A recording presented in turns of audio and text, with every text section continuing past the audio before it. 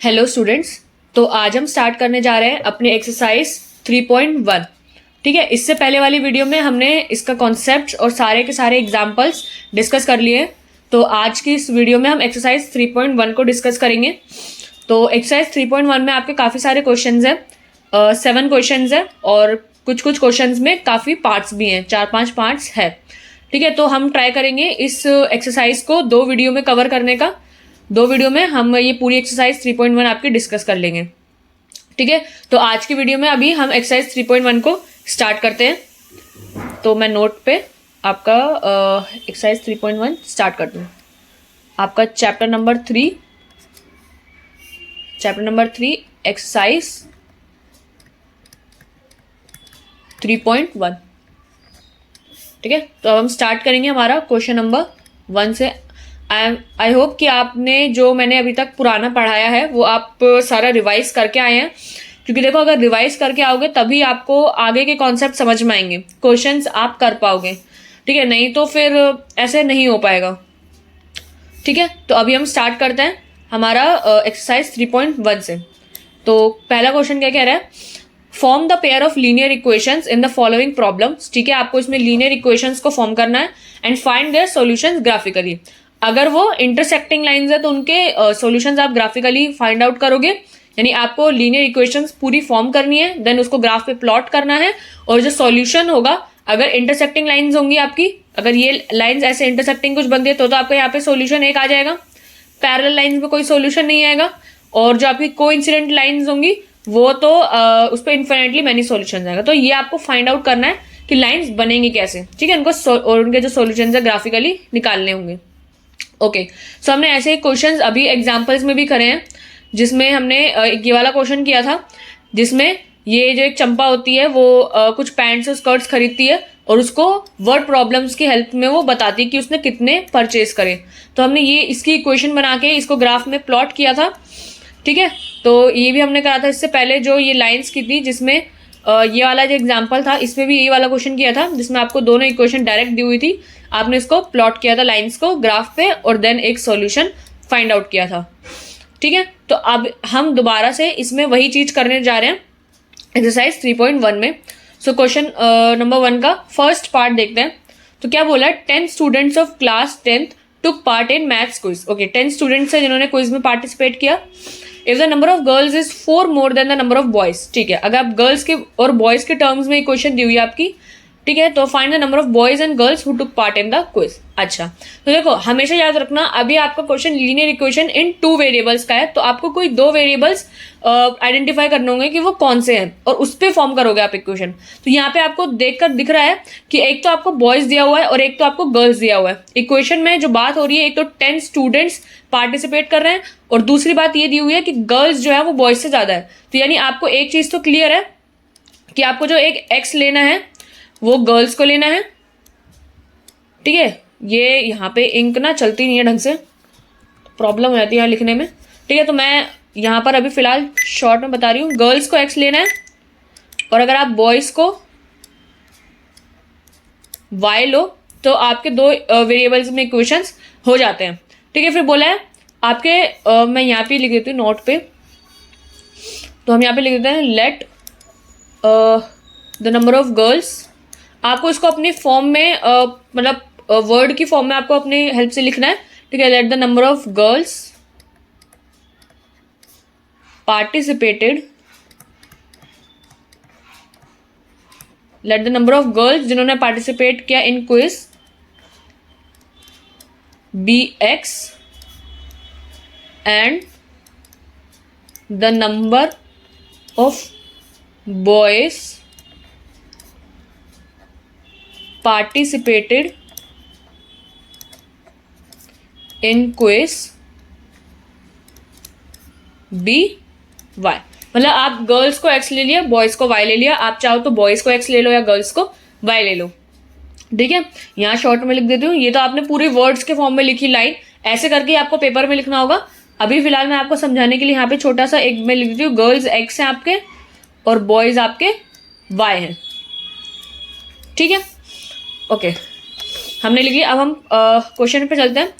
क्या बोल रहे हैं, 10 स्टूडेंट्स ऑफ 10th क्लास के पार्टिसिपेट कर रहे हैं। अच्छा, 10 स्टूडेंट्स ने पार्टिसिपेट किया है, तो आपकी फर्स्ट इक्वेशन तो यही होगी कि गर्ल्स और बॉयज मिला के क्या है 10, x plus y is equals to 10। ये आपकी फर्स्ट इक्वेशन हो गई।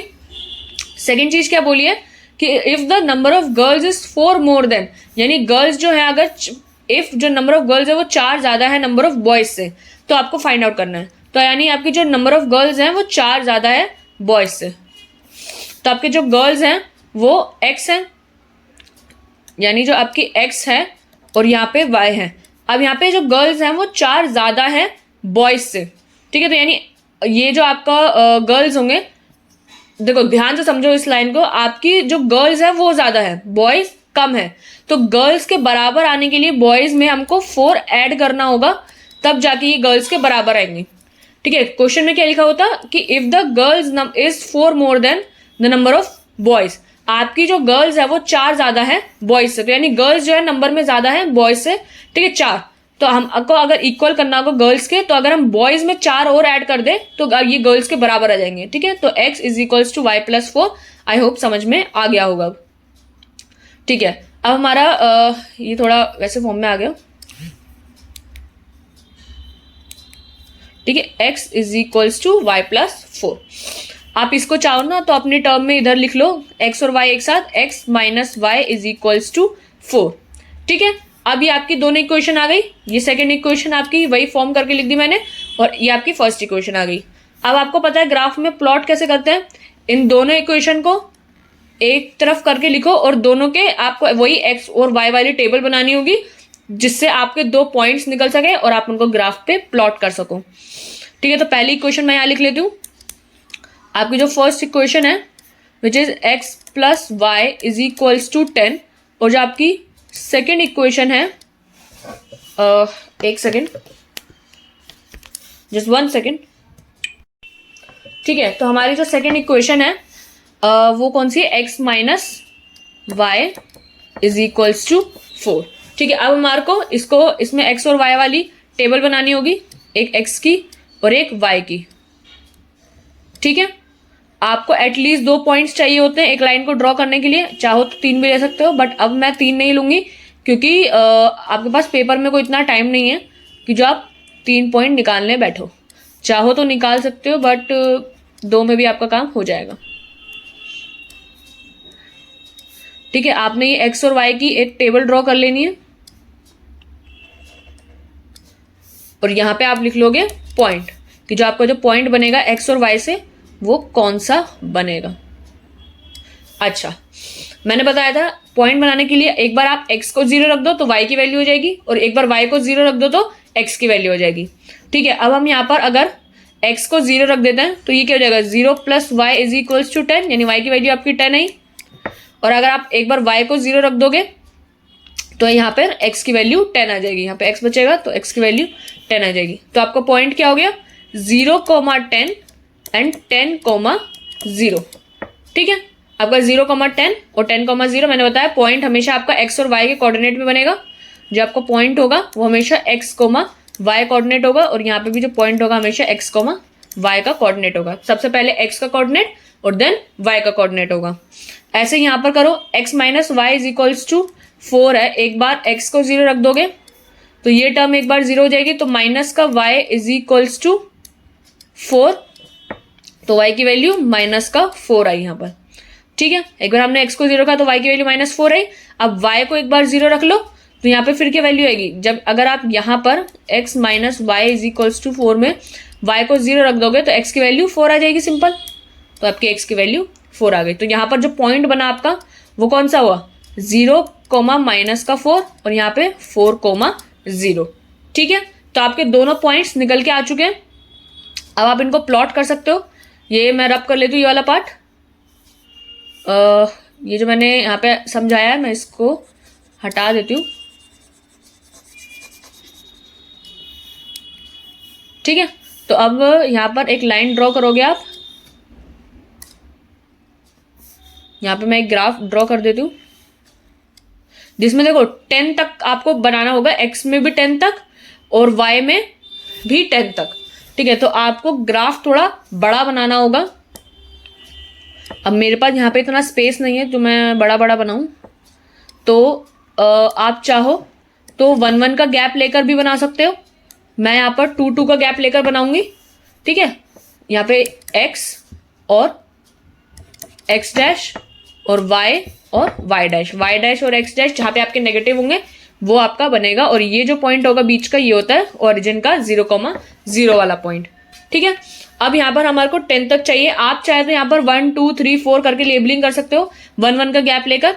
मैं यहाँ पर 2 2 का गैप लेके करूंगी क्योंकि यहाँ पे स्पेस कम है, तो आप 2 का गैप भी ले सकते हो। जैसे मैंने ले लिया यहाँ पे 2 4 6 8 10। जब आपका नंबर काफी बड़ा आ रहा होता है तो आप गैप लेके बनाते हो। इसको जरूरी नहीं है कि आप 1 2 करके पूरा, अगर मान लो नंबर 17 आ रहा है तो ये तो है नहीं कि आप 1 2 3 4 करके पूरा 17 तक लेकर जाओगे, तो आप उसमें गैप ले लेके कर सकते हो। 3 का गैप ले लिया, 4 का गैप ले लिया या 2 का गैप ले लिया, ठीक है।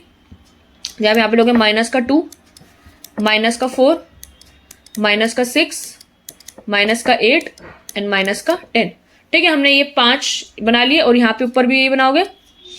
यहाँ पे हमारे 5 बन जाएंगे 2 4 6 8 एंड 10। यहाँ पे भी सेम -2 -4 -6 -8 और माइनस का 10। यहाँ पे आप लिखोगे माइनस का 2 माइनस का 4 माइनस का 6 माइनस का 8 और माइनस का 10, ठीक है। ये आपने ग्राफ ड्रॉ कर लिया। अब आप पॉइंट्स को प्लॉट करोगे। एक पॉइंट आया आपका 0,10 का, तो 0,10 यानी x 0 और y पे 10, तो y पे 10 यानी यहाँ पर पॉइंट, ठीक है। और एक पॉइंट है आपका 10,0 यानी x पे 10 और y पे 0, तो x एक्सिस पे 10 और y तो 0 है ही, तो यानी ये वाला पॉइंट, ठीक है। अब आप इसको ड्रॉ करोगे, तो एक सेकंड में स्केल से इसको ड्रॉ करके देखती हूँ कि लाइन सीधी बन जाए, वरना तो लाइन है ना टेढ़ी मेढ़ी सी बनती है, ठीक है। तो मैंने ये लाइन ड्रॉ कर ली है लाइन से, ठीक है। तो अभी स्ट्रेट लाइन है, वरना मैं हाथ से बनाती ना तो ये थोड़ी उबड़ खाबड़ से बन जाती। तो अभी फिलहाल आपका ये जो लाइन ड्रॉ हो गया 10 पे। अब दूसरी लाइन, आपको यहाँ पर नाम भी लिख देना लाइन का, कि जैसे ये वाली जो लाइन है वो है आपकी x + y = 10 की। अब दूसरी जो लाइन है आपकी 0, -4 यानी x पे 0 और y पे -4, तो x पे 0 और y पर नीचे -4 विच इज दिस, एंड एक पॉइंट है आपका 4,0 यानी x पे 4 और y पे 0 यानी ये वाला पॉइंट। देखो अब ये वाली लाइन आप ड्रॉ करोगे, ये दोनों पॉइंट आपने लिख लिए, ठीक है। अब मैं इस पे एक लाइन ड्रॉ करती हूँ, तो ये लाइन आपकी कुछ इस पॉइंट पे पास आउट करके जाएगी, यानी ये लाइन ऐसे बनेगी, ठीक है। आपकी लाइन बिल्कुल पॉइंट से जानी चाहिए। अगर ये पॉइंट से नहीं जाएगी तो आपका आंसर गलत हो जाएगा, ठीक है। तो यहाँ पर ये दोनों इंटरसेक्ट कर रहे हैं, ये वाले पॉइंट पे लाइंस आपकी इंटरसेक्टिंग बनी है। आपका जो पॉइंट है वो आपका जो सॉल्यूशन है वो एक यूनिक सॉल्यूशन की कैटेगरी में आएगा, क्योंकि ये लाइंस इंटरसेक्टिंग है और आपके काफी सारे सॉल्यूशन नहीं, एक ही सॉल्यूशन आएगा, विच इज कौन सा। अब देखो यहाँ पर ये प्लॉट करके मेरा जो आंसर आ रहा है वो यहाँ पर आप ये लाइंस प्लॉट करोगे, ठीक है। फिर आपको आंसर इसका निकालना होगा, ठीक है। तो आप इस लाइन को प्लॉट करोगे। एक्चुअली मेरा जो है यहाँ पर सिमेट्रिक नहीं है, क्योंकि यहाँ पर गैप ज़्यादा है, तो इस वजह से जो मैंने आंसर चेक किया है वहाँ पर आपका जो आंसर आ रहा है वो x में 7 आ रहा है और y में 3 आ रहा है, ठीक है। और हमारा जो आंसर आ रहा है वो यहाँ पर 6 पे 7 पे आ रहा है। देखो ये यहाँ पे गैप थोड़ा ज़्यादा बन चुका है, यहाँ पर 7 है और यहाँ पर ये पॉइंट थोड़ा सा ऊपर आता तो यहाँ पर 3 आता, ठीक है। ये मैंने यहाँ पर बनाया। आप जब इसको ग्राफ पे पूरा स्केल से मेजर करके बनाओगे तो आपका आंसर आना चाहिए x = 7 एंड y = 3, ठीक है। तो ये जो पॉइंट, ये लाइंस आपकी इंटरसेक्टिंग बनेगी और जहां पर ये इंटरसेक्ट करेगी वो आपका सॉल्यूशन होगा। तो जब आप इसको पॉइंट को देखोगे तो आपका जो आंसर होगा वो 7,3 पे आएगा। 7,3 x और y का कोऑर्डिनेट, x की वैल्यू 7 और y की वैल्यू 3 आपकी आंसर आएगा। तो यानी दैट मीन्स जो आपकी जो गर्ल्स हैं वो आपके 7 हैं और आपके जो बॉयज हैं वो आपके 3 है, जिन्होंने क्विज में पार्टिसिपेट किया है। तो 7 गर्ल्स एंड 3 बॉयज हैव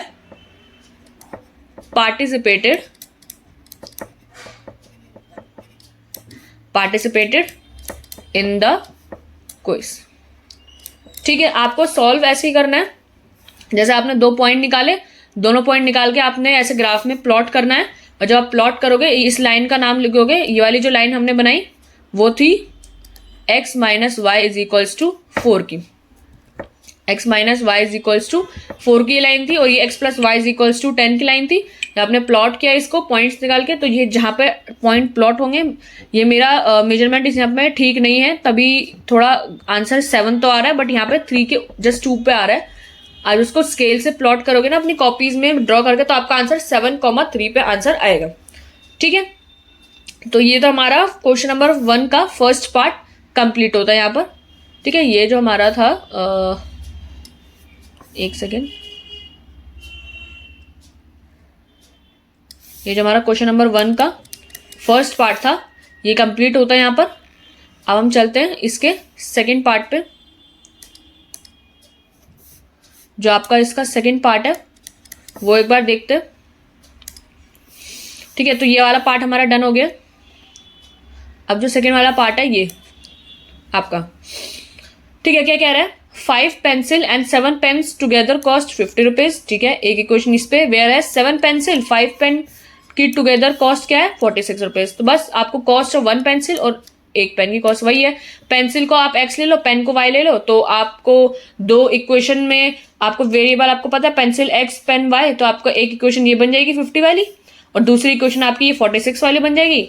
आपको इसको सॉल्व करना है, लाइन्स प्लॉट करनी है, जहां पर आंसर आएगा वही आपकी कॉस्ट हो जाएगी। ठीक है, अब इसको करते हैं क्वेश्चन नंबर 1 को।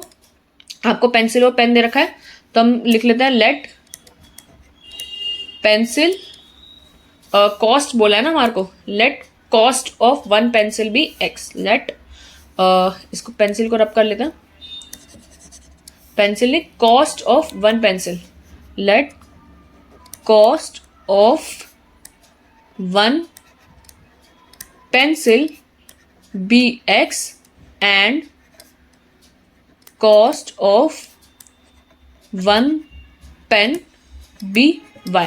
यानी आपकी एक पेंसिल की कॉस्ट x और एक पेन की कॉस्ट हमने y ले लिया। ठीक है, तो आपकी जो इक्वेशन बनेगी अकॉर्डिंग टू द क्वेश्चन, ये वाली अकॉर्डिंग टू द क्वेश्चन, ये लाइन आपको लिखनी है अकॉर्डिंग टू द क्वेश्चन। जो आपकी वो बनेगी इक्वेशंस, वो कौन सी होगी, क्या बोला, 5 पेंसिल और 7 पेन मिला के 50 रुपए का है। 5 पेंसिल और 7 पेन, यानी 5 पेंसिल और 7 पेन मिला के आपके 50 रुपीज के। ठीक है, ये आपकी फर्स्ट इक्वेशन। और जो आपकी सेकंड इक्वेशन है वो कौन सी होगी, वो बोला है 7 पेंसिल एंड 5 पेन, यानी 7 और 5, अब उल्टा 7x प्लस 5y, उसकी कॉस्ट कितनी बोली हुई है 46, ये आपका 46 है। ठीक है, अब आपको इसको जस्ट सॉल्व करना है ग्राफिकली। तो इसकी जो टेबल है मैं वो यहाँ पे बना रही हूँ x और y की। ठीक है, आपको भी यहाँ पे टेबल बनानी होगी इसकी।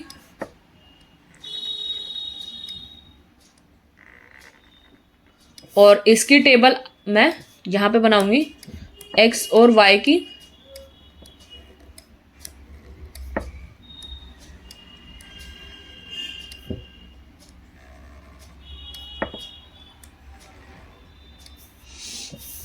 ओके, तो हमारा जो पॉइंट होगा वो इसके नीचे आएगा और यहाँ पे पॉइंट होगा वो यहाँ पे आएगा। अच्छा, अब इसमें अगर हम x को देखो, अब इस केस में अगर आप x को 0 ले लोगे, यहाँ पे इसको थोड़ा डीप में समझते हैं क्वेश्चन को। 5x plus 7y is equals to 50। मान लो जैसे मैंने आपको बताया हमेशा पहले एक बार x को 0 रख लो, तो अगर मैंने x को 0 रख दिया तो ये पूरा 0 हो जाएगा। ठीक है, अब यहाँ पर आएगा 7y is equals to 50, but जो 7 है ये 57 का मल्टीपल नहीं है, ये फ्रैक्शन में आएगा। तो मैंने आपको बोला है हमेशा आपको फ्रैक्शंस को अवॉइड करना है, तो उस केस में आप x को 0 नहीं लोगे, आपको x की कोई ऐसी वैल्यू लेनी है क्योंकि जिससे ये 5x मल्टीप्लाई होकर ये 5x बन जाए और ये यहाँ जाके 50 से माइनस होगा।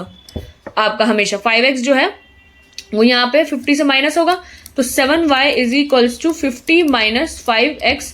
x की आपको एक ऐसी वैल्यू लेनी है जिसको माइनस करके ये 7 का मल्टीपल बन जाए। ठीक है, उससे आपकी y की वैल्यू इंटीजर आएगी। अच्छा, अगर आप x को 1 पुट कर देते हो, अगर आप x को 1 पुट करोगे यहाँ पर तो ये 5 हो जाएगा एंड 50 माइनस 5 इज 45। आपको 50 माइनस 5 45 हो जाएगा। क्या ये 7 का मल्टीपल है? नहीं, ये 7 का मल्टीपल नहीं है। अच्छा, अगर आपने x को 2 ले लिया, अगर आप x को 2 ले लेते हो तो ये हो जाएगा 10, 5 2 ज़ा 10 एंड 50 माइनस 10 इज 40। ये अब भी 7 का मल्टीपल नहीं है, ठीक है। अब आप x को अगर 3 लेते हो तो 3 पे हो जाएगा 5 3 ज़ा 15, 50 माइनस 15 इज 10 में से 5 गया 5 एंड 4 में से 1 गया 3। देखो अब ये 7 का मल्टीपल है, आगे 7 का मल्टीपल, तो यानी आपको x को 3 लेना होगा जिससे ये 7 का मल्टीपल आ जाए एंड y की वैल्यू फिर 7y इज इक्वल्स टू 35 हो जाएगा एंड y की वैल्यू आपकी 5 आ जाएगी, ठीक है। फिर y इंटीजर आ जाएगा, तो यानी एक पॉइंट तो आ गया आपका, x की वैल्यू 3 ले लो और y की वैल्यू 5 ले लो, एक तो उससे आ जाएगा आपका आंसर। अच्छा, दूसरा, अब आप y को या तो y को 0 या y की कुछ वैल्यू रख लो। नेक्स्ट में हम y की रखते थे वैल्यू, तो अब हमारा जो इक्वेशन है 5x plus 7y is equals to 50। अब हम मान लो 5x को नहीं छेड़ रहे हैं, यहाँ पर 5x एज इट इज रहेगा, हम y को 0 रख देते हैं। अगर हम y को 0 रख देते हैं तो ये पूरा 0 हो जाएगा और ये 50। देखो ये तो अभी से ही 5 का मल्टीपल आ गया, यहाँ पे आप करोगे तो x की वैल्यू 10 आ जाएगी। तो यानी आप y को तो यहाँ पे 0 रख सकते हो, y को 0 रखने पर x की वैल्यू डायरेक्ट 10 आ रही है, ठीक है। ये तो आसान था, बट यहाँ पर जो 50 था वो 7 का मल्टीपल नहीं था, इस वजह से आपको थोड़ा सा एडजस्ट करना पड़ा यहाँ पर, ठीक है। बाकी सब कुछ वैसा ही था, ठीक है। तो ये पार्ट आई होप समझ में आ गया होगा। अब इसको इरेज कर देते हैं सारा का सारा, और आपको जो पॉइंट्स हैं वो आप लिख लोगे वहां पर कि क्या क्या पॉइंट्स आपने बनाए, ठीक है। ये जो आपका पॉइंट आएगा वो आएगा 3,5 और एक आएगा 10,0। अच्छा, अब हमारा नेक्स्ट ये वाला, अच्छा हमारे इसमें एक क्वेश्चन दे रखिए 7x plus 5y is equals to 46। अच्छा, अब फिर से वही, अगर आपने x को 0 रख दिया यहाँ पर तो ये पूरा 0 और 5y is equals to 46, but ये मल्टीपल नहीं आएगा 5 का, ठीक है। तो ये तो काम करेगा नहीं, तो आपको 7, अगर हम 5y के उसमें देख रहे हैं तो ये 46 माइनस 7x हो जाएगा। अब आपको x की यहाँ पे वैल्यूज रखनी होगी जिससे ये 5 का मल्टीपल आ जाए। 1 रखते हो अगर आप x को तो ये 46 माइनस 7 हो जाएगा एंड 46 में से 7 गए विच इज 39, तो ये आपका 5 का मल्टीपल नहीं है, ठीक है। अब आपने रखा 7, x को 2 रखोगे तो ये हो जाएगा 46 माइनस 14 विच इज 6 में से 4 गया 2 एंड 4 में से 1 गया 3, ये अभी भी 5 का मल्टीपल नहीं है, ठीक है। अब आप इसमें x की वैल्यू को 3 एक बार पुट करके देखोगे, क्योंकि उधर भी 3 हमने पुट किया तो मोस्टली चांस है यहाँ पर 3 पे आंसर आ जाए। तो 7 3 ज़ा 21, देखो आ गया 6 minus 1 is 5 then 4 minus 2 is 2, ये आपका 5 का मल्टीपल है, ठीक है। तो यहाँ से आपकी जो y की वैल्यू आ जाएगी वो 25/5 इज 5 आ जाएगी। तो यानी आपको अगर x को 3 रखोगे तो y की वैल्यू 5 आ जाएगी यहाँ पर, ठीक है। और दूसरा पॉइंट हमारा, जो एक बार y को 0 रख देते हैं तो y को अगर आप 0 रखोगे यहाँ पर, इस केस में अभी हमने x को 0 रखा, अगर हम यहाँ पे y को 0 रख देते हैं तो ये 7x इज इक्वल्स टू 46 आ जाएगा। तो ये तो 7 का मल्टीपल नहीं है, तो आपको इधर भी थोड़ा एडजस्ट करना होगा। अगर आप यहाँ पर 7x is equals to 46 minus 5y है, अब आप y की वैल्यूज को कुछ रखोगे, 1 रखोगे तो ये 46 माइनस 5 हो जाएगा विच इज 41, ये 7 का मल्टीपल नहीं है, ठीक है। आप 2 रखोगे तो ये 46 माइनस 5 2 ज़ा 10 हो जाएगा विच इज 36, ये 7 का मल्टीपल नहीं है। अगर आप यहाँ पर 3 रखते हो तो 5 3 ज़ा 15 हो जाएगा, 46 में से आप माइनस करोगे तो which is 6 minus 5 is 1 and 4 minus 1 is 3, ये अभी भी मल्टीपल नहीं है, ठीक है। थोड़ा सा और चेक करोगे आगे, अगर हम यहाँ पर 4 रख देते हैं तो 5 4 ज़ा 20 एंड 46, तो ये 6 minus 0 is 0 and 4 minus 2 is 2, देखो 7 का मल्टीपल यहाँ पर नहीं आ रहा है। और अगर हम 25 रख देते हैं, 5 5 ज़ा 25 पे, तो 6 minus 5 is 1 and 4 minus 2 is 2, यहाँ पर आया मल्टीपल 21, ठीक है। तो 7x is equals to 21 and x की वैल्यू 3 यहाँ पर आएगी, x की वैल्यू 3 आएगी जब आप y की वैल्यू को क्या रखोगे, 5 रखोगे, ठीक है। तो ये तो सेम ही वैल्यू आ रही है आपकी, 3 5 और 5 और 3 तो सेम ही पॉइंट हो गया, तो इसको तो लिखना ही नहीं है, दूसरा पॉइंट आपको निकालना होगा, ठीक है। अभी आप जो सारे आपने पॉइंट्स पुट करे ना, आपने पॉजिटिव के रखे थे, आप चाहो तो नेगेटिव भी रख सकते हो। देखा, मैंने आपको सारे अभी तक जितने पॉइंट्स बताए वो पॉजिटिव के थे, आप चाहो ना तो अगर आपको लग रहा है कि नहीं बहुत ज़्यादा आगे जाना पड़ रहा है, आपकी वैल्यूज आ नहीं रही, तो आप इसको नेगेटिव में भी रख के देख सकते हो कि एक बार 1 रख लिया या एक बार -1 करके देख लिया, तो आपका नेगेटिव में चांसेस है आ जाने के, क्योंकि एक लाइन है तो नेगेटिव से भी पास तो करेगी। ठीक है, एक बार हम यहाँ पर जैसे आपको y को कुछ रखना है 7x + 5y = 46 दिया हुआ है, हम एक बार 5y को इधर ही रहने देते हैं एंड 46 - 7x है। आप यहाँ पे x को -1 रख के देखो तो ये क्या हो जाएगा 46 - 7 × -1, -7 × -1 इज 7 प्लस का, तो 46 + 7 कितना हो जाएगा ये 53। 53 5 का मल्टीपल नहीं होता। अच्छा, तो आपको कुछ 46 में से ऐसा माइनस करना हो जिससे ये 5 के टर्म्स में आ जाए। ठीक है, तो अगर आप -1 की जगह -2 रखते हैं तो 46 - 7 × -2 विच इज 7 2 = 14 एंड देखो यहाँ पे 6 1 4 10 4 5 और 6 60 आ रहा है आपका आंसर। तो y की वैल्यू क्या हो जाएगी 60/5 इज 5 1 = 5 एंड 5 2 = 10 12। y की वैल्यू आपकी 12 आएगी जब आप x को -2 रखोगे। तो ध्यान रखना कभी भी जरूरी नहीं आपकी आपका जो आंसर है वो पॉजिटिव से ही आए, आप उसमें कुछ नेगेटिव भी रख के देख सकते हो तो आपका आंसर देखो थोड़ा बहुत हिट एंड ट्रायल आपको करना पड़ेगा कि किस पे आएगा आपका आंसर। पेपर में आपको क्या पता हो सकता है वैल्यू आ जाए जिसमें आपका 1 या 2 रखने पर ही आपका आंसर आ गया, बट हो सकता है आप नेगेटिव में भी रखो तो आपका आंसर आ जाएगा। ऐसा नहीं है कि नेगेटिव नहीं रखोगे तो आंसर नहीं आएगा, कभी कभार नेगेटिव से भी आंसर आ जाता है आपका।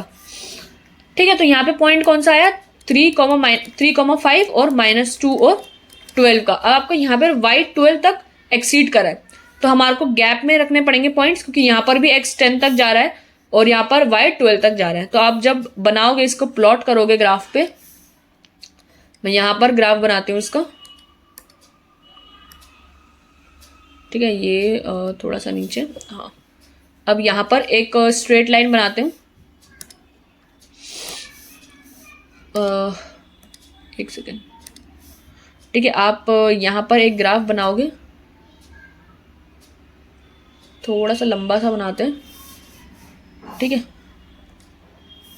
और एक और बार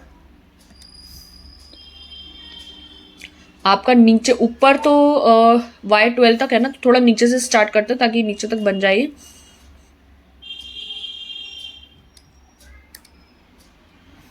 ठीक है, ये लाइन बड़ी अजीब से बनी है। ठीक है, आप यहाँ पे पॉइंट्स को प्लॉट करोगे।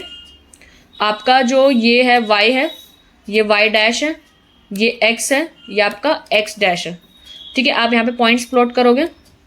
मैं 2 के गैप से ले लेती हूँ, 2 4 6 8 10 12 14 एंड जितना आगे आपको लेना है आप ले सकते हो, बट यहाँ पर मैं ले लेती हूँ -2 -4 -6। ठीक है, यहाँ पे भी आप लोगे गैप्स में प्लॉट करोगे यहाँ तो +2 4 6 8 10 12 एंड यहाँ पे भी आपको सेम इंच, देखो स्केल से बनाओगे ना तो आपको ये मेजरमेंट आपका इक्वल होना चाहिए, प्लस में भी और माइनस में भी। अब मैं यहाँ बना रही हूँ ना तो यहाँ पे होता है कि मेजरमेंट कभी कभार इक्वल नहीं आता, -2 -4 -6 -8 और -10।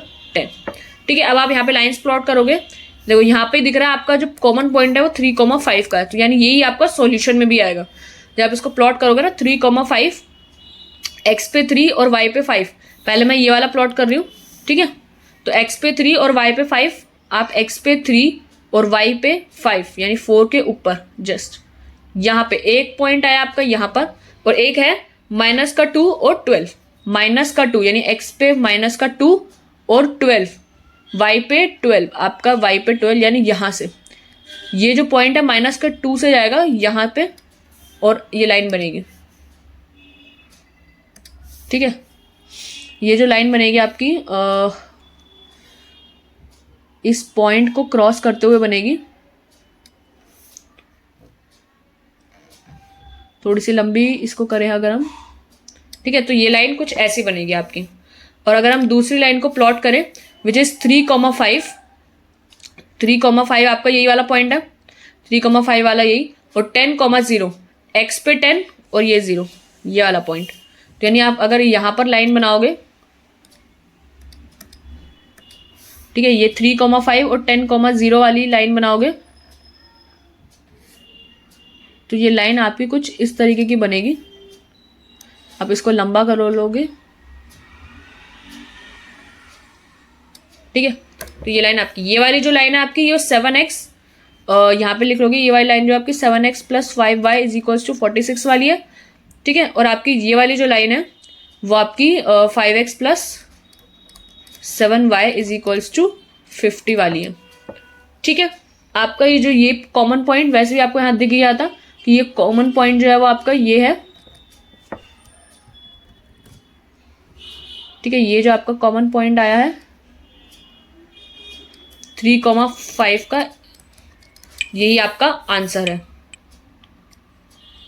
ठीक है। तो पॉइंट जो ए है, पॉइंट ए 3,5 का is the unique solution of the following pair of equations. इन सब इक्वेशंस का जो है वो 3,5 है, यानी आपका जो कॉस्ट ऑफ, हमने कॉस्ट ऑफ 1 पेंसिल x क्या था हमारा, जो हमारा हमने x को लेट किया था वो क्या था, पेंसिल का x और पेन का y। Cost of 1 pencil is rupees x हमारा 3 is ₹3 and cost of 1 pen is ₹5, ठीक है। तो ये आपका आंसर आ जाता है। तो आई होप समझ में आया होगा, ठीक है। तो अब हमारा ये वाला क्वेश्चन भी डन हो गया पूरा। अब बुक में चलते हैं, ठीक है। तो ये वाला क्वेश्चन का पार्ट भी हो गया। अब ये वाला क्वेश्चन देखो क्या कह रहा है, ऑन कंपेयरिंग द रेशियोज। अब हमको A1 B1 C1 ये वाले रेशियोज को कंपेयर करके क्या बताना है, find out whether the lines representing the following pair of linear equation intersect at a point, parallel या कोइंसिडेंट। अच्छा, अब हमारे को ये वाले रेशियो की हेल्प से, जो मैंने आपको सिखाया था, इसकी हेल्प से कैसे आपको फाइंड आउट करना होता है, इसकी हेल्प से आपको बताना है कि जो लाइंस है वो इंटरसेक्टिंग है, पैरेलल है या कोइंसिडेंट है, ठीक है। तो इसमें तो आपको ग्राफ की प्लॉट करने की कोई नीड नहीं है। तो इसको हम करते हैं नीचे, यहाँ पर क्वेश्चन नंबर 2 का फर्स्ट पार्ट, ठीक है। रेशियोज कंपेयर करके करना है। तो क्या बोला, 5x - 4y + 8। देखो यहाँ पे जो ये 8 है या 9 है, या तो आपको अगर आप कंपेयर कर रहे हो सी वालों को, तो या तो ये इक्वल टू के दोनों इस साइड होने चाहिए, या अगर ये इधर ले रहे हो तो ये दोनों इक्वल टू के इस साइड होने चाहिए। अभी ये दोनों इक्वल टू के इस साइड है तो मैं इसको ऐसे ही लूंगी जैसा कि ये है, ठीक है। तो 5x - 4y + 8 = 0। 5x - 4y + 8 = 0। और दूसरी है 7x + 6y - 9। 7x + 6y - 9 + 6y - का 9 = 0, ठीक है। आपको रेशियोज कंपेयर करना है A1 B1 C1 करके, ठीक है। तो पहले तो आप लोगे ऑन कंपेयरिंग, या ऑन कंपेयरिंग ना लिख के अगर मैं डायरेक्ट इसको करूं 5x तो आपको A1/A2 निकालना होगा सबसे पहले। तो A1/A2 क्या है आपका 5/7। आपका जो B1/B2 है वो क्या है आपका -4/6, विच इज आपको इसको छोटा करोगे तो 2 2 ज़ा 4, 2 3 ज़ा 6। तो आप पहले C1/C2 को नहीं निकालोगे, आप पहले सिर्फ A1A2 और B1B2 को ही कंपेयर करोगे, और वो हमारे को यहाँ पर साफ दिख रहा है वो इक्वल नहीं है। तो ठीक है, तो सो वी नो, यहाँ पे आप पहले लिख दोगे A1/A2 is not equal to B1/B2, फिर लिखोगे so we know that if A1/A2 is not equal to B1/B2 then lines are intersecting। यानी जो आपकी लाइंस होती हैं वो इंटरसेक्टिंग बनती हैं। तो यहाँ पर आपको दिख रहा है A1/A2 B1/B2 के इक्वल नहीं है। So we know that if A1/A2 is not equal to B1/B2 then lines are intersecting. So the given line intersect at a point, यानी जो आपकी लाइंस हैं ये इंटरसेक्ट करेंगी एक पॉइंट पे। हमसे ये नहीं पूछा कि वो पॉइंट कौन सा होगा, वो सॉल्यूशन कौन सा होगा, हमसे सिर्फ ये पूछा कि लाइंस इंटरसेक्टिंग होगी, पैरेलल होगी या कोइंसिडेंट होंगी। ठीक है, देखो यहाँ पे लिखा ही था क्वेश्चन में भी, आपको सिर्फ बताना है कि लाइंस इंटरसेक्ट कर रही है, पैरेलल है या कोइंसिडेंट है। ठीक है, तो फर्स्ट वाला पार्ट हमने कर लिया। सेकेंड पार्ट देखते हैं। सेकेंड पार्ट क्या कह रहा है, 9x + 3y + 12, 9x + 3y + 12, 9x + 3y + 12 is equals to 0। और दूसरा है 18x + 6y + 24, 18x + 6y + 24 is equals to 0। सो ठीक है, अब आप यहाँ पर फिर से वही a1/a2 करोगे पहले तो विच इज 9/18 विच इज 1/2। ठीक है, फिर आप b1/b2 करोगे, वो क्या है 3/6 विच इज 1/2। अब देखो यहाँ पर दोनों इक्वल आ रहे हैं, अब हमारे को c1/c2 भी निकालना पड़ेगा। इक्वल आ रहे हैं तो ये 12/24 विच इज ऑल्सो 1/2। ठीक है, so we can see a1/a2 is equals to b1/b2 is equals to c1/c2। जब आप देख रहे हो कि a1/a2 b1/b2 दोनों सब इक्वल है, तो हेंस लाइन्स आर कोइंसिडेंट। आपकी जो लाइन्स हैं वो कोइंसिडेंट होंगी और सॉल्यूशंस आपके इनफाइनाइटली मेनी सॉल्यूशंस होंगे। आपको पता है जब आपके a1/a2 और b1/b2 और c1/c2 तीनों इक्वल आ जाते हैं तो आपकी लाइन्स कोइंसिडेंट होती है और उसके इनफाइनाइटली मेनी सॉल्यूशंस होते हैं। ठीक है, तो इसमें वही था। थर्ड पार्ट करते हैं हम अपना, जो ये थर्ड पार्ट होगा क्या है इसमें 6x - 3y + 10, 6x - 3y + 10 is equals to 0 and then है 2x - y + 9, 2x - y + 9 is equals to 0। ठीक है, तो फिर से आप इसमें a1/a2 करोगे पहले, आपका 6/2 है विच इज 3/1। ठीक है, b1/b2 करोगे विच इज -3 -1, तो ये आपका माइनस माइनस कट जाएगा। देखो ये भी सेम आ रहा है। अब आपको c1/c2 भी निकालना है। ठीक है, c1/c2 करोगे तो 10/9, तो ये तो इक्वल नहीं आ रहा, तो हम यहाँ पे वही लाइन लिखेंगे दोबारा से। सो वी कैन एक मिनट, so we can see that आपका a1/a2 इज इक्वल है b1/b2 के, but not equal to c1/c2। Hence जो आपकी लाइन्स हैं, hence lines are parallel to each other, मतलब आपकी जो लाइन्स है वो पैरेलल है आपकी। ठीक है, तो यहाँ पे ये वाला क्वेश्चन भी डन है। ठीक है, इसके बाद हम थर्ड क्वेश्चन करते हैं। थर्ड क्वेश्चन आपका, ठीक है, ऑन कंपेयरिंग रेशियोज, फिर से वही रेशियोज को कंपेयर करके आपको बताना है क्या, find out whether following pair of linear equations are consistent या इनकंसिस्टेंट। देखो बिल्कुल सेम है, वही जो आपने ऊपर करा कि लाइन इंटरसेक्टिंग थी कैसी थी। अब आपको यहाँ पर बताना होगा कि यूनिक सॉल्यूशन है या इनफाइनाइट मेनी सॉल्यूशंस है या डिपेंडेंट सॉल्यूशन है, और उसी के हिसाब से आपको पता कंसिस्टेंट है या इनकंसिस्टेंट है। तो फिर से वही करना है। फर्स्ट पार्ट आपका क्वेश्चन नंबर 3 का फर्स्ट पार्ट, यहाँ पे आपका आएगा क्वेश्चन नंबर 3 का फर्स्ट पार्ट। पहला क्वेश्चन क्या है, 3x + 2y is equals to 5।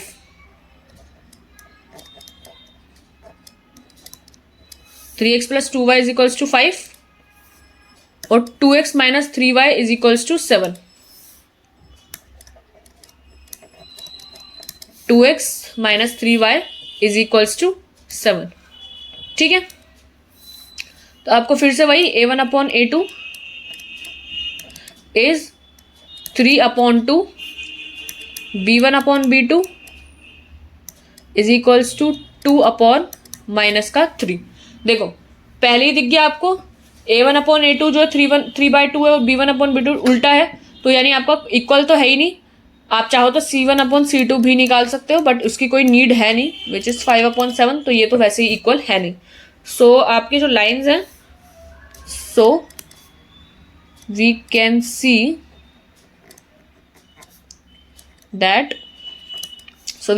That आपका A1/A2 is not equal to B1/B2, hence line has a unique solution. Lines में कोई आपका यूनिक सॉल्यूशन है, ठीक है। तो यानी आपका कंसिस्टेंट, यानी ये आपका कंसिस्टेंट लाइन है, यूनिक सॉल्यूशन और कंसिस्टेंट सॉल्यूशन। आपका जो इसका आंसर है वो कंसिस्टेंट सॉल्यूशन है, ठीक है। नेक्स्ट करते हैं आपका सेकेंड पार्ट। सेकेंड पार्ट क्या कह रहा है? 2x - 3y is equals to 8।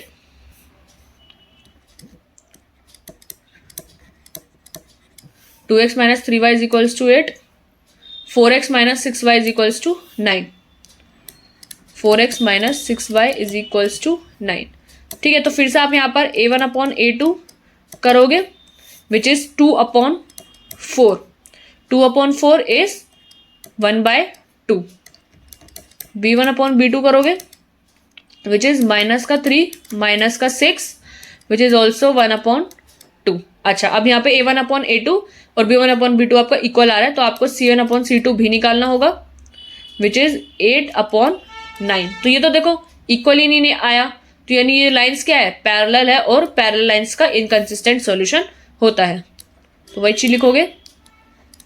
So we can see that आपका A1/A2 is equal to B1/B2 but not equal to C1/C2, ठीक है। सो हेंस लाइन्स आर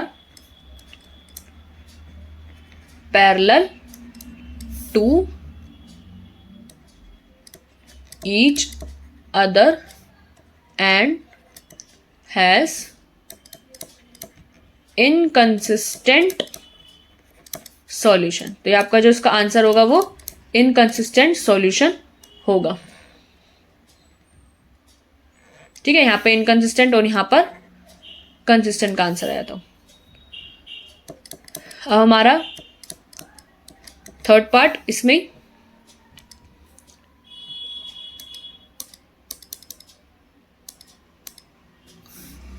ये हमारा हो गया।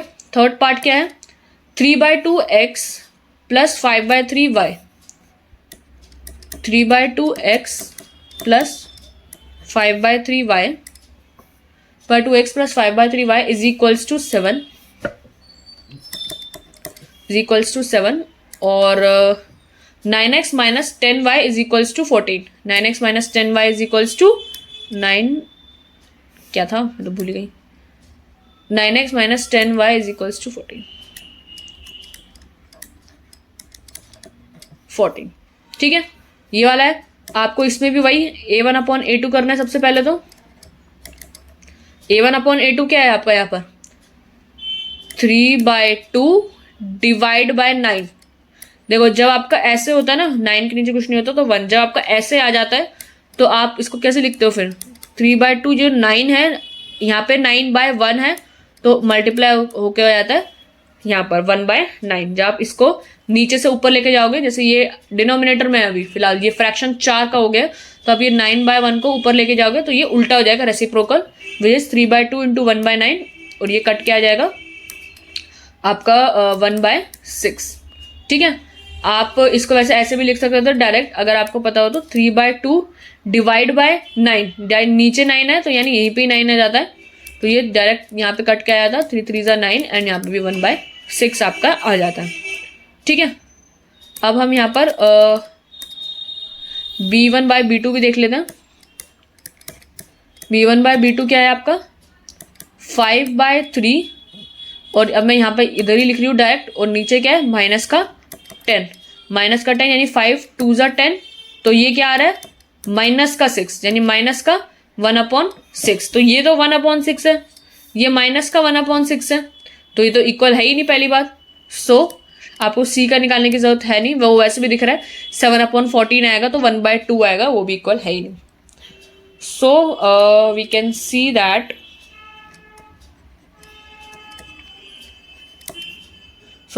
That A1/A2 is not equal to B1/B2.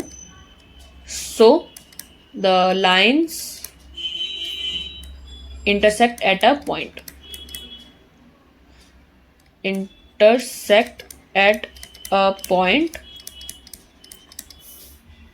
and has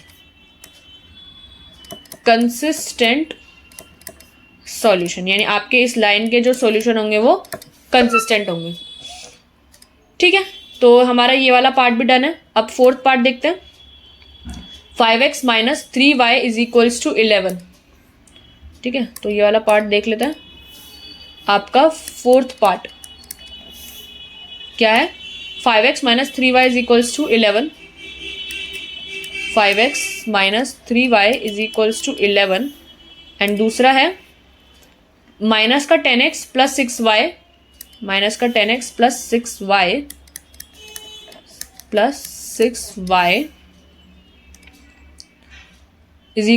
minus का 22 ठीक है, फिर से वही करना आपको है। A1/A2 इज 5 माइनस का 10 विच इज माइनस का 1/2। ठीक है, B1/B2 करके देख लेते हैं विच इज माइनस का 3/6 विच इज ऑल्सो 1/2। तो माइनस का 1/2 दोनों इक्वल आ रहा है यहाँ पर, तो आपको C1 की भी ज़रूरत होगी विच इज 11/माइनस का 22। ठीक है, तो ये कट के आ जाएगा माइनस का 1/2। तो देखो सेम आ रहा है, माइनस का 1/2, माइनस का 1/2, माइनस का 1/2। तो ये आपका कौन सा केस हुआ? इनफाइनाइटली मेनी सॉल्यूशन का, यानी डिपेंडेंट वाला केस हुआ। बट डिपेंडेंट में आपको याद है, डिपेंडेंट हमेशा कंसिस्टेंट की कैटेगरी में आता है, तो ये भी कंसिस्टेंट होगा। So we can see that आपका जो A1/A2 है वो इक्वल है B1/B2 के which is C1/C2। So hence lines are coincident and has consistent solutions. मैंने आपको पहले ही बताया डिपेंडेंट जो होता है वो हमेशा कंसिस्टेंट होते हैं। ठीक है, तो हमारा फोर्थ पार्ट भी डन है। फिफ्थ पार्ट देखते हैं। 4/3x + 2y = 8। 4/3x + 2y = 8। 4/3x + 2y = 8। 2x + 3y = 12। 2x + 3y = 12। ठीक है, आपको फिर से वही करना है। यहाँ पर A1/A2 क्या हो जाएगा आपका? 4/3, नीचे वही 2 आएगा तो 2 यहीं पे आ जाएगा नीचे। ठीक है, तो 4 और 2 कैंसिल होंगे तो यहाँ पे बचेगा 2/3। ठीक है, B1/B2 देख लेते हैं। B1/B2 क्या होगा? B1/B2 जो होगा वो होगा 2/3। तो ये तो 2/3 2/3 दोनों सेम आ रहा है, तो आपको C1/C2 की भी ज़रूरत होगी। अच्छा, फिर वो है 8/12। इसको काटोगे तो 4 2 = 8 और 4 3 = 12। तो देखो ये भी सेम आ रहा है, 2/3 2/3 और 2/3, यानी वही फोर्थ वाले पार्ट की लाइन लिखोगे कि जो ये सेम है सारा का सारा, तो उसकी कंसिस्टेंट सॉल्यूशंस होंगे। So we can see that आपका A1/A2 = B1/B2 = C1/C2। तो हेंस आपकी जो लाइंस होंगी, लाइंस आर कोइंसिडेंट, और आपका जो सॉल्यूशन होगा वो इनफाइनाइटली मेनी सॉल्यूशंस होगा। तो यहाँ पे हमको कंसिस्टेंट और इनकंसिस्टेंट बताना है। ठीक है, तो कोइंसिडेंट एंड हैज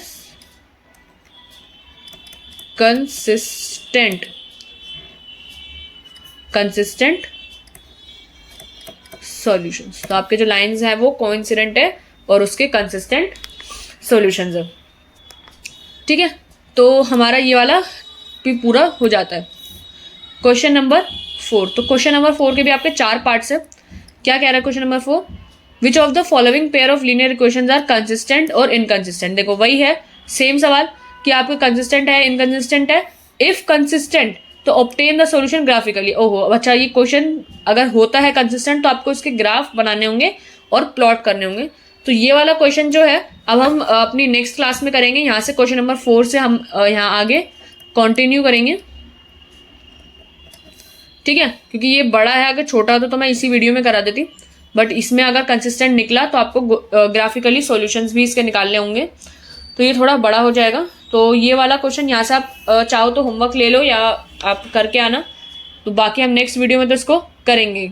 फिर आपका क्वेश्चन नंबर 5 है 6 और 7, फिर हमारे ख़त्म हो जाएगा। And then we move to substitution method, कि इसको सब्स्टिट्यूशन मेथड से कैसे सॉल्व करना होगा।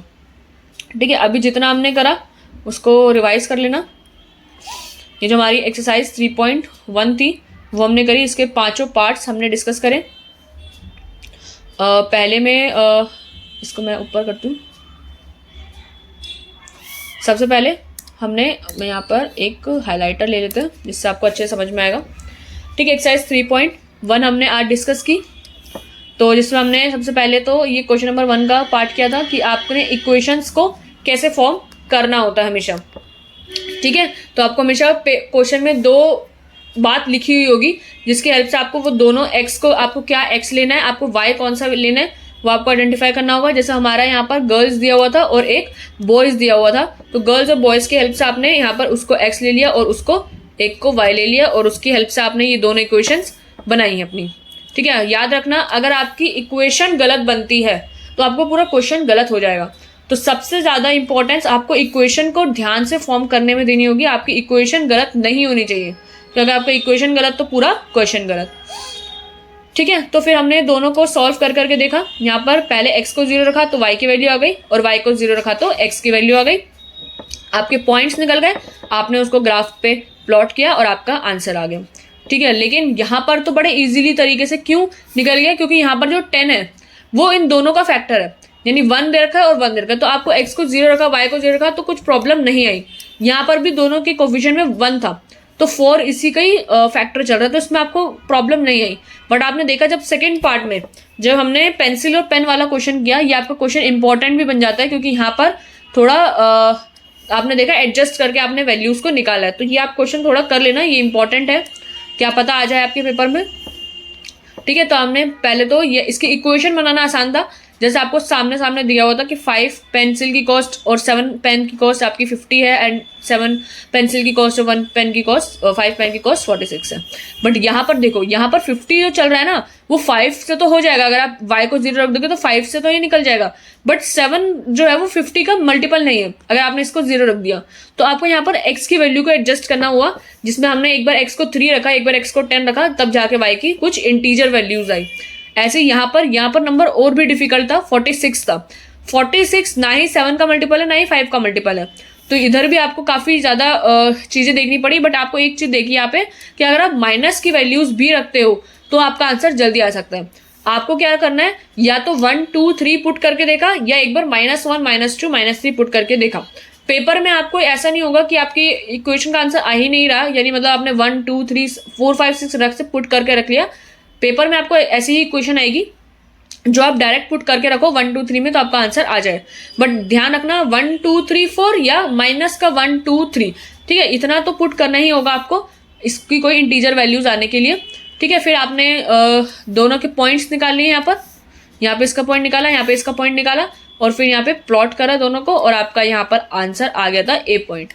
ठीक है, ये आपने फाइंड आउट कर लिया था।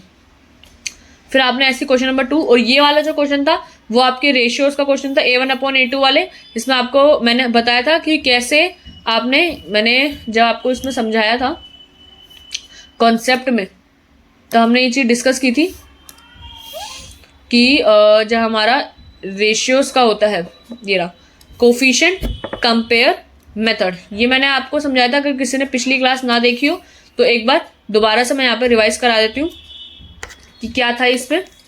ठीक है, A1 कोई भी आपको दो इक्वेशन दे रखी होगी, हमेशा आपको क्या पहले करना है, x का कोफिशिएंट x के साथ कंपेयर करना है, y का y के साथ कंपेयर करना है और z का z के साथ कंपेयर करना, मतलब जो कांस्टेंट होगा वो कांस्टेंट के साथ लेना होगा। आपका ABCD जो होगा वो हमेशा आपको कोई ना कोई रियल नंबर्स होगा, ठीक है। फिर आपने देखा कि जो यूनिक सॉल्यूशन है, यूनिक सॉल्यूशन आपका कब आता है, जब आपका ये जो A1/A2 है और B1/B2 है ये आपका इक्वल नहीं आता। स्टार्टिंग में सबसे पहले जब आप कंपेयर करोगे तो A1/A2 और B1/B2 को ही कंपेयर करोगे। अगर ये दोनों इक्वल नहीं आते हैं तो डायरेक्ट आपको लिखना है कि जो लाइंस है वो इंटरसेक्टिंग है, जो लाइंस होंगी वो इंटरसेक्ट करेगी एक दूसरे से। फिर आपने देखा इन्फिनिटली मैनी सॉल्यूशंस के केस में क्या होता है, अगर आपके ये दोनों इक्वल आ जाते हैं, जैसे हमने क्वेश्चंस करे थे उसमें अगर ये इक्वल आ गए तो आपको ये सी की वैल्यू की जरूरत पड़ेगी, वरना सबसे पहले तो सी की वैल्यू की जरूरत नहीं पड़ेगी। कांस्टेंट वाले के कंपेयर की रेशियो को कंपेयर करने की जरूरत नहीं पड़ेगी, सबसे पहले आपको इन्हीं दोनों की नीड होगी। आपने इन दोनों को कंपेयर करा, ये इक्वल आया, अगर सी के साथ भी ये इक्वल आ जाता है तो ये लाइंस आपकी कोइंसाइड हो जाएगी, और अगर ये इक्वल नहीं आता है सी के साथ तो लाइंस आपकी पैरेलल हो जाएगी, ठीक है। तो ये आपको काफ़ी अच्छे से रिमेंबर करना होगा, क्योंकि ये इसके पर बेस्ड आपके क्वेश्चंस आएंगे काफ़ी नो सॉल्यूशन वाले, ठीक है। फिर हमने जब यहाँ डिस्कस किया था, अभी हमने एक्सरसाइज 3.1 डिस्कस किया जस्ट, तो यहाँ पे हमने काफ़ी सारे क्वेश्चंस करे, जहाँ पे हमने देखा सबसे पहले हमने A1/A2 और B1/B2 को कंपेयर किया। ये आपका डायरेक्ट ही जो है अनइक्वल आया, यानी ये आपका पहले से इक्वल नहीं आया, तो ये तो हमने स्टार्टिंग में लिख दिया कि if A1/A2 is not equal to B1/B2 तो आपकी जो लाइन्स होगी वो इंटरसेक्टिंग होगी, ठीक है। फिर हमने यहाँ पे क्वेश्चन करा, तो जहाँ पर ये तीनों इक्वल ही आ गए, देखो हमने सबसे पहले यहाँ पर C1/C2 नहीं निकाला था उस क्वेश्चन में, हमने C1/C2 इस क्वेश्चन में निकाला है। क्यों? क्योंकि यहाँ पर आपका A1/A2 और B1/B2 इक्वल आ रहा है, तो देन आपको नीड पड़ी C1/C2 की, तो हमने निकाला, तो आपकी जो लाइन्स आ रही है वो कोइंसिडेंट आ रही है, ठीक है। नेक्स्ट क्वेश्चन में जब हमने करा तो ये C1/C2 के साथ तो इक्वल नहीं आया, बट A1/A2 और B1/B2 आपका इक्वल आया था। देन हमको नीड पड़ी C1/C2 की, तो हमने निकाल के देखा कि तो जो लाइंस है वो आपकी पैरेलल आएगी, क्योंकि यहाँ पर जैसा मैंने आपको पढ़ाया था कि A1/A2 और B1/B2 इक्वल है, बट ये C1/C2 के इक्वल नहीं आता है, तो आपकी जो लाइन्स होती है वो पैरेलल बनती है। नेक्स्ट क्वेश्चन में हमारे को वही इसी रेशियो को कंपेयर करके ही बताना था, बट अब यहाँ पर बताना था कि जो लाइंस है वो बनेंगी कैसी और कैसे सॉल्यूशन होंगे, कंसिस्टेंट होगा या इनकंसिस्टेंट होगा। तो यहाँ पर केस में हमारा जो सॉल्यूशन आया वो कंसिस्टेंट आया था, क्योंकि ये दोनों अनइक्वल आए थे। तो ये अनइक्वल का मतलब क्या है, लाइन आपकी यूनिक सॉल्यूशन की होगी और ये इंटरसेक्टिंग लाइन्स है आपकी, ठीक है। फिर सेकेंड पार्ट में हमने डिस्कस किया था कि ये जो हमने निकाला A1/A2 और B1/B2 आपका इक्वल आ रहा था। फिर हमने C1/C2 की भी नीड निकाली कि इसको हमें निकालना होगा, ठीक है। तो हमने निकाला और ये अनइक्वल आ रहा था, तो यानी आपकी जो लाइंस है वो पैरेलल होंगी और आपका जो सॉल्यूशन होगा वो इनकंसिस्टेंट सॉल्यूशन होगा। नेक्स्ट पार्ट में भी हमने यही करा, पहले A1/A2 और B1/B2 ही निकाला, देखा स्टार्टिंग में ही ये दोनों अनइक्वल आ रहा है, तो आपको C1/C2 को निकालने की जरूरत ही नहीं है, क्योंकि जब ये दोनों ही इक्वल नहीं है तो ये आपकी लाइंस इंटरसेक्टिंग बनेगी और आपके सॉल्यूशन कंसिस्टेंट सॉल्यूशन होगा, ठीक है। फोर्थ पार्ट में जब हमने निकाला तो ये A1/A2 और B1/B2 आपका इक्वल आ रहा था, फिर हमको C1/C2 निकालने की नीड हुई, हमने उसके साथ रेशियो कंपेयर किया तो उसके साथ भी आपका रेशियो इक्वल आ रहा था। तो जब ये तीनों इक्वल आ जाता है तो आपकी लाइंस जो होती है वो कोइंसिडेंट होती है, और आपको पता है कि जो ये इसका जो आंसर होगा वो इनफाइनाइटली मेनी सॉल्यूशंस का होगा, और इनफाइनाइटली मेनी सॉल्यूशंस जो होता है वो हमेशा डिपेंडेंट होता है और कंसिस्टेंट होता है, ठीक है। फिर फिफ्थ पार्ट जो हमने करा उसमें भी हमने यही करा कि A1/A2 और B1/B2 आपका तीनों इक्वल आ गया था जो हमने करा, और आपकी जो लाइंस है वो कोइंसिडेंट आई और कंसिस्टेंट सॉल्यूशन इसका आंसर आया। इसके आगे जब हम डिस्कस करेंगे यहाँ से जब हमने इसके आगे डिस्कस करेंगे क्वेश्चन नंबर 4 से करेंगे, फर्स्ट पार्ट से, ठीक है। मैंने आपको बताया अगर आप चाहो तो घर पे ट्राई कर सकते हो। क्वेश्चन नंबर 4 के फर्स्ट पार्ट में आपको क्या करना है ये मैंने समझा दिया। क्वेश्चन नंबर 5 में अगर देखो तो half the perimeter of a rectangular garden, ये भी आपका क्वेश्चन हम डिस्कस करेंगे, अभी इसको नहीं करेंगे। फिर देन हम इसका डिस्कस करेंगे सब्स्टिट्यूशन मेथड, सब्स्टिट्यूशन मेथड। देखो ग्राफ का जो मेथड होता है ना वो आपका लंबा पड़ता है कि आपको पहले पॉइंट्स निकालने होंगे और फिर जाकर आप उसको प्लॉट करोगे और फिर आप उसको प्लॉट करने के बाद आपको सॉल्यूशन का पता चलेगा। बट ये सब्स्टिट्यूशन मेथड ना आपका आसान पड़ता है, और सब्स्टिट्यूशन मेथड से भी ज़्यादा आसान होता है आपका एलिमिनेशन मेथड, जो कि आपका एक्सरसाइज 3.3 में आएगा। देखो ये रहा एक्सरसाइज 3.3 में आपका एलिमिनेशन मेथड आएगा। ये आपका काफ़ी आसान होता है। सबसे आसान आपका एलिमिनेशन मेथड होता है, फिर आपका होता है सब्स्टिट्यूशन मेथड, और देन आपका ग्राफ वाला होता है। ग्राफ वाला थर्ड पे मैंने क्यों रखा है, देखो मैं बताती हूँ। यहाँ पर अगर हम लिखे फर्स्ट पे आपका अगर कोई आएगा तो वो आएगा elimination method, elimination method. First पे एलिमिनेशन, सेकंड पे अगर कोई होगा तो वो होगा सब्स्टिट्यूशन,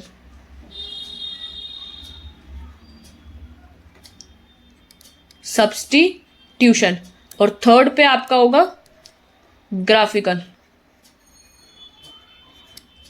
ठीक है, ग्राफिकल, क्योंकि इसमें आपको ज़्यादा टाइम नहीं, इन दोनों में वैसे टाइम नहीं लगता, बट एलिमिनेशन मेथड आपका इजी होता है, ये आपका इजी है। ठीक है, सब्स्टिट्यूशन थोड़ा सा इससे इजी कहूँगी, मतलब टफ तो नहीं, बट इसके सेकंड नंबर पे आएगा। और ग्राफिकल आपका लेंदी पड़ता है कि आपको पहले तो पॉइंट्स आइडेंटिफाई करने पड़ेंगे कि कौन सा पॉइंट लें जिससे वो इंटीजर आ जाए, उसको प्लॉट करोगे लाइंस को, फिर जाके आपको पता चलेगा।